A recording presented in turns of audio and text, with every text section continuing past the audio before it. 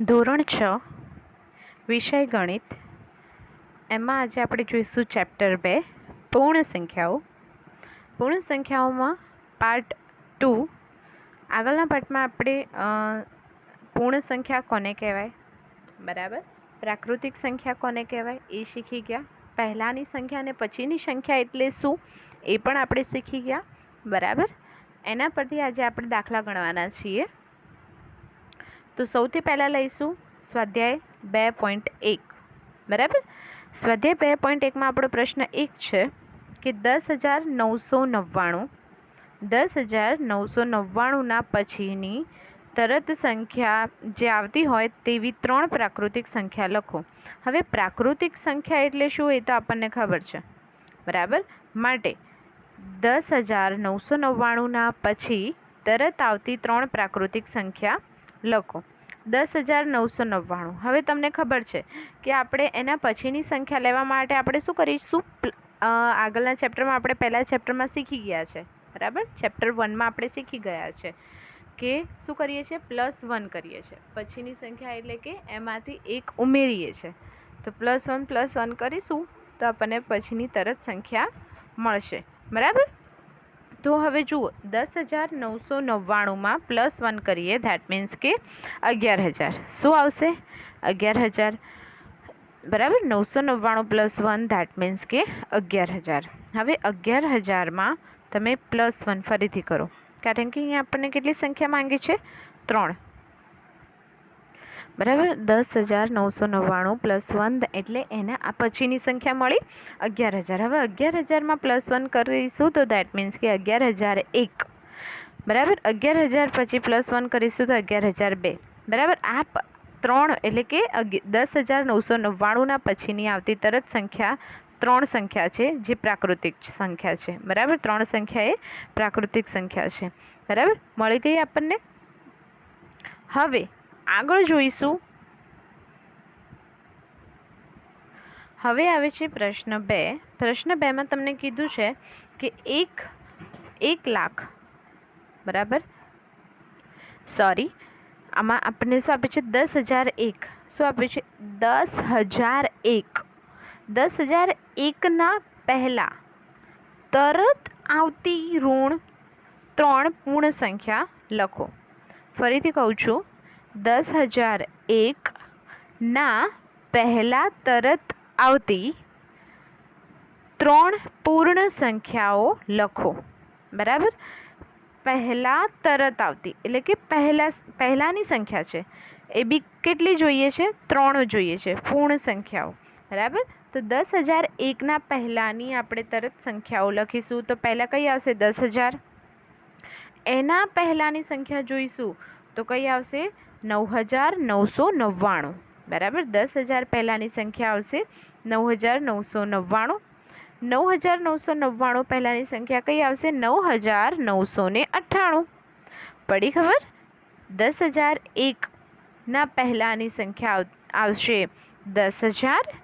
10,000ના પણ પહેલાંની સંખ્યા આવશે 9,999 અને 9,999 પહેલાંની સંખ્યા આવશે 9,998. તમને ખબર હોય તો આપણે પેલું શીખી ગયા હતા, શું કે 5 અંકની સંખ્યામાં -1 કરીશું તો 4 અંકની મોટી સંખ્યા મળશે. યાદ છે ને? બસ એ ફોર્મ્યુલા પણ આપણને આ પરથી યાદ આવવો જોઈએ, જે આપણે ચેપ્ટર 1માં શીખી ગયા છીએ, બરાબર. ચલો, આને કહેવાય પહેલાંની સંખ્યા અને આને કહેવાય પછીની સંખ્યા, બરાબર. હવે જુઓ પ્રશ્ન 3. સૌથી નાની પૂર્ણ સંખ્યા કઈ છે? તો કે સૌથી નાની પૂર્ણ સંખ્યા 0 છે, જે હું તમને પાર્ટ 1માં શીખવાડી ચૂકી છું, બરાબર. આપણે જ્યારે નિયમો શીખતા હતા અથવા તો જે આપણે પૂર્ણ સંખ્યા અને પ્રાકૃતિક સંખ્યા વિશે સમજતા હતા ને, ત્યારે આપણે એના વિશે ચર્ચા થઈ હતી, બરાબર. સૌથી નાની પૂર્ણ સંખ્યા છે 0. આગળ આવશે સંખ્યાઓ 32 અને 53ના વચ્ચે આવતી પૂર્ણ સંખ્યાઓ કેટલી છે તે જણાવો, બરાબર. તો 32 અને 53ના વચ્ચે આવતી પૂર્ણ સંખ્યાઓ 20 છે. કેટલી છે? 20. ત્યારબાદ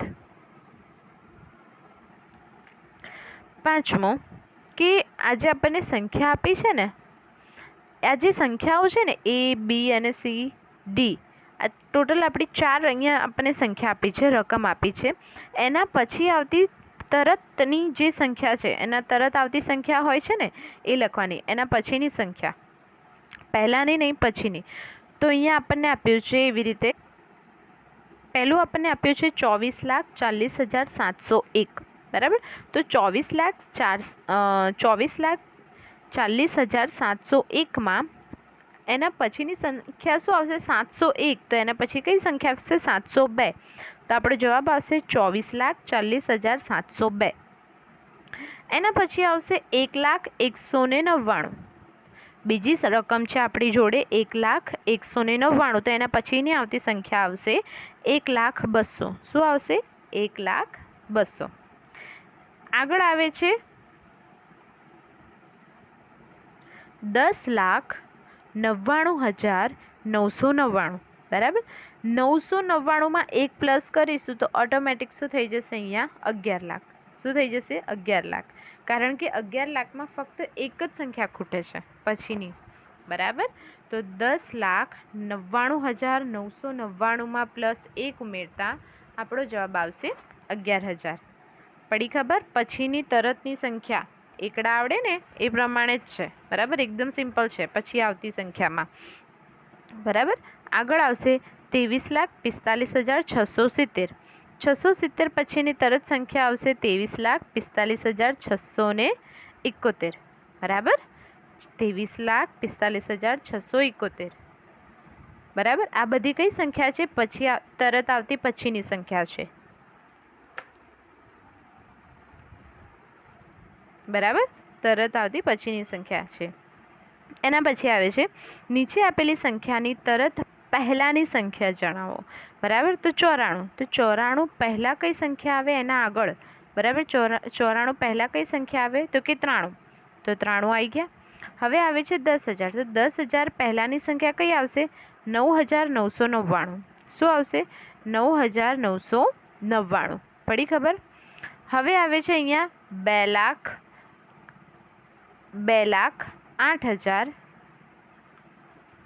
2,08,090, બરાબર. 2,08,090 છે. 90ની પહેલાં શું આવશે? 89, બરાબર. તો 2,08,089, બરાબર. એના પછી 90 આવે ને, તો 2,08,000ના પહેલાં 2,08,090ની પહેલાં 90ની પહેલાં શું આવશે? 89. તો 2,08,089. એના પછી આવશે 76,54,321. તો 76,54,321ની પહેલાં શું આવશે?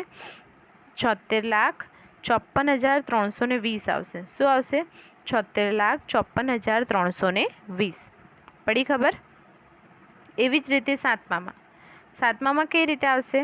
ગ્રેટર ધેન અને લેસ ધેનનો ઉપયોગ થશે કે નહીં તે જણાવો. કઈ રીતે? બરાબર. તો હું તમને કહી દઉં. આપણને ખબર હશે ગ્રેટર ધેન અને લેસ ધેન કોને કહેવાય, બરાબર.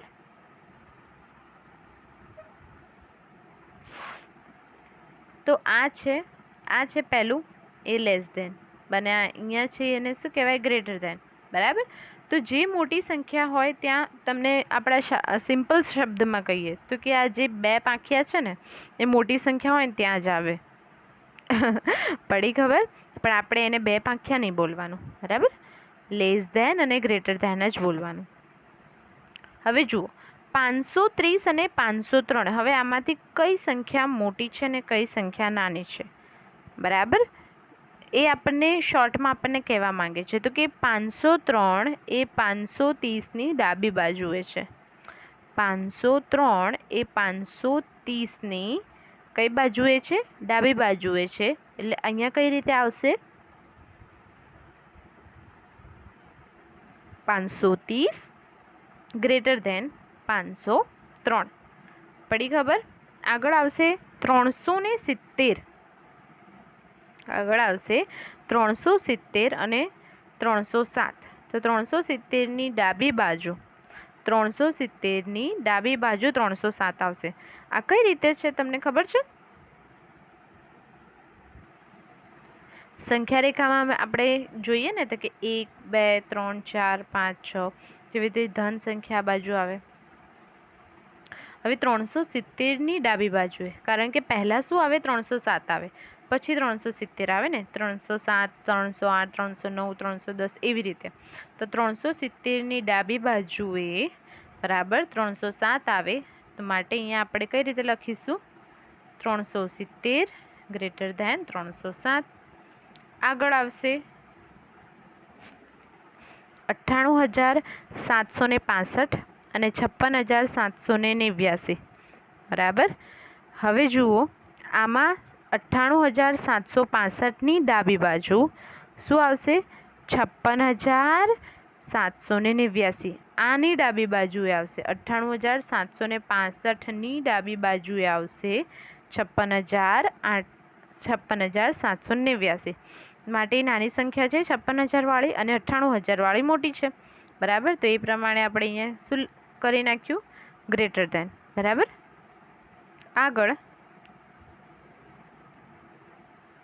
આગળ આપણને આપેલું છે ઓકે 98,30,415 અને પછી આવે છે 1,23,001 બરાબર. તો આપણને ખબર પડી જાય, એક 98 લાખ વાળી સંખ્યા છે અને એક 1 કરોડ વાળી છે. તો 1,23,001ની ડાબી બાજુ તરફ કઈ સંખ્યા આવશે? 98,30,415. તો એવી જ રીતે આપણે અહીંયા લખી નાખ્યું લેસ ધેન. આગળના દાખલામાં હતું એવી જ રીતે અહીંયા બી કઈ બાજુએ છે? ડાબી બાજુએ. કઈ બાજુ છે? ડાબી બાજુએ. કોણ? તો કે 98,30,415 એ ડાબી બાજુએ છે. કોની? 1,23,001ની ડાબી બાજુ તરફ. પડી ખબર? ચલો, પ્રશ્ન 3. નીચે આપેલા વાક્યોમાં કયું વાક્ય ખરું છે અને કયું વાક્ય ખોટું છે તે જણાવો. 0 એ સૌથી નાની પ્રાકૃતિક સંખ્યા છે. ખોટું. પ્રાકૃતિક સંખ્યામાં 0 આવતા જ નથી. તે કઈ સંખ્યામાં આવે છે? પૂર્ણ સંખ્યામાં આવે છે. પડી ખબર? આગળ 400